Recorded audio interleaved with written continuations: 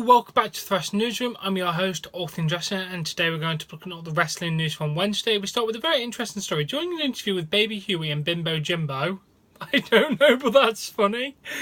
Chris Jericho talked about how the Style Clash initially became banned in WWE. When AJ Styles came in, I believed he was going to be a huge star, which of course he is.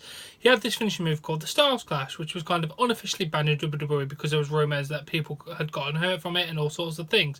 But I knew it was a great move. I knew it was an easy move to take. I knew it was something that could give AJ Styles an extra colour to paint your picture with. I basically started using it, taking it during matches so Vince could see it. I figured if he saw it and didn't want me to do it, then he would know. And people were so mad at me because I was kicking out of the move like Jericho's burying AJ. It's like, shut up, idiots. I have a plan here. AJ is like, oh no. Eventually I went to Vince and he said, did you see that move that AJ did? He went, did you see that move that AJ did? Never using the word Style Clash because I knew that name was taboo. Oh, Styles Clash, you can't do that. So I said, you know the move where he picks me up and dumps me on my face? He should use that as a finisher. And he's like, yes, absolutely use it as a finisher. So I was able to kind of indirectly was able to get the move unbanned just by doing it. I'm not asking for permission. I never used the name Styles Clash because when I talked to Vince about it, now it's one of AJ's biggest moves and I believe it could work. I wanted to stand up for it because once again you have to be kind of sly about it sometimes. It was actually a pretty cool process and making a great story in the book for sure. Actually, that's quite a devious task and quite good, Jericho, I'll give you that. I like that story. Moving swiftly on, an update, Xavier Woods in an up down down live stream mentioned that he suffered a sprained MCL injury on Monday night during the live event. At this point the injury isn't expected to keep him out of action longer than a month. With him not wrestling very often, he should be fine just to do his trombone thing like he did on SmackDown. And just to take the piss, this is kind of funny. After pulling Sexy Soft on an upcoming convention, WrestleCade announced that Rosemary will be appearing at the event, which is very nice, a bit of karma. There is two more things. First of all, we'll go to former TNA Knockout Tracy Brooks commenting on the incident between them two.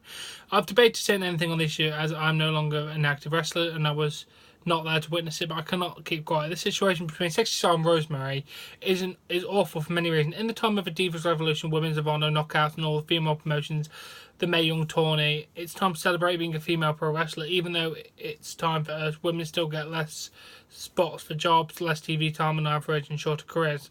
So for anyone, especially another female wrestler, to undo another cost her money and potentially shorten her career is unimaginable.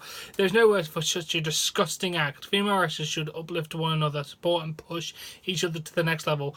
For the first thing I learned as a pro wrestler before I stepped in the ring was that this is a dance between two people. I'm giving you my body and vice versa. It's about trust. Fair enough. I completely 100% agree with that statement. You should be working together, making it better. That's what the whole women's revolution things have been about. Personally, I like women's wrestling. Women's wrestling is absolutely amazing. You've got stuff like Lucha Underground. Women are doing amazing stuff there. New Japan, Mae Young Classic. So many amazing things that are going on for women's wrestling. It is absolutely amazing. We do not need people like Sexy Star bringing it down for no reason. Then we go to Rosemary posting another statement on Twitter regarding her injury in future. This will be the last time I will say on the matter before we go back to our regular scheduled demonic possession. What happened has happened, and it's been too much time already spent in the mortal realm as it is. My injury is thankfully less severe than anticipated and certainly much less than it has been reported in some places. Strained tricep bicep with swelling around the area. Returning to the ring will come when the doc is happy with my strength and range of motion. But I'm optimistic that the time we lost is minimal. We can all take one thing from this entire messy situation is no matter what is going on in our personal lives. We need to take care of each other out there. It's not just talking about the ring. If you screw up, we all do. Own up to it. Let's stop making excuses and take accountability for our actions. Thank you so much to everyone who reached out and checked in on me. I haven't even been able to read them all yet. With such an outpour of love and positivity from people, I'd like to pay that forward and turn a positive light on what came out of this weekend of wrestling. Eddie Edwards made history when he won the GHC heavyweight title in Noah, becoming the first Ganji non-Japanese wrestler to do so. Both TJZ and Andrew Everett have incredible showings while tagging in the Triple Mania after both have recently having surgeries. So let's try and put some positive energies back into the world of professional wrestling that I love so much and move on from this. Alright, Demon, the meat sack is yours. Fair enough. I love that though. I've spent too much time in the mortal realm as it is. Oh, that was amazing. I do hope you the best recovery, Rosemary. And Charlotte just gave a quick update on Ric Flair, saying that he still has a tough road ahead, but is making progress, which is really good. She said the absolute love and support over everything has been amazing, and it's such appreciated from everybody. So it's nice to know that it is being greatly appreciated by especially Rick himself. And now, during an appearance on Busted Open Radio, Chris Jericho spoke about the botched finish to AJ Styles, Kevin Owens at Battleground and how it led to his one-off appearance on the post-pay-per-view SmackDown Live. The idea was for me to work with AJ Styles on Tuesday and do nothing with Kevin. Then the match happened that Sunday and they legitimately screwed it up. It happens sometimes. Whatever happened didn't work. That's why they did the triple threat, because they had to get the belt back on AJ because of the screw up over the weekend. It ended up working out great. It was the classic Vince line of taking a negative and turning it into a positive. It was a great appearance. The match was great. The promo was great. It was a lot of fun. Good. At least we know Vince can try and solve a problem. Shouldn't have been a problem in the first place, but what are you going to do? And now this is an historic day.